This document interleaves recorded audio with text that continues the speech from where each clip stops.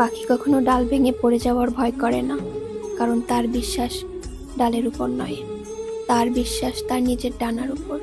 তাই জীবনে চলার পথে নিজের উপর ভরসা রাখুন, অন্যের উপর নয়।